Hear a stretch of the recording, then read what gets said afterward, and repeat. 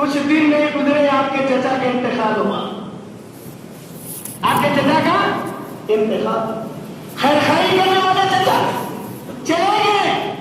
پھر کچھ دن کے بعد آپ کی بیوی حضرت خدیجہ الکبریٰ کا انتقال ہوا. 1 سال میں 2 حادثے آپ کے اوپر پیش ہے. ایک تو آپ کے چچا کا انتقال ہوا اور دوسرا آپ کے بیوی کا انتقال ہوا.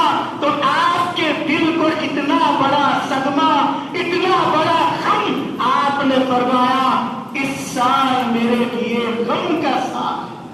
نام کیا رکھا آپ نے؟ غم کا سال.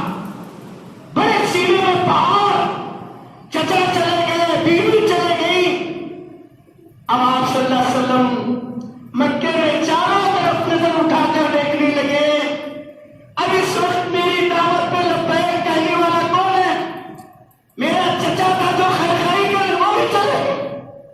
جو میری بیوی تھی تسلی دینے والی, جب پہلی مرتبہ وحی نازل ہوئی تو میں دوڑتے ہوئے جب آیا تو میں اپنی بیوی سے کہا کہ خدیجہ کمبل لا دو اور مجھے کب کبھی آ رہی ہے, ڈر لگ رہا ہے.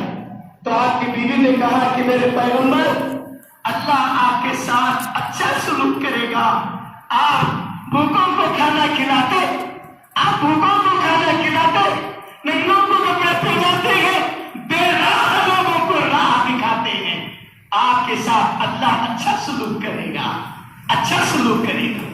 تسلی دینے والی آپ کی رفیق حیات, آپ کی سب سے پہلی بیوی, وہ بھی چلے گئی. آپ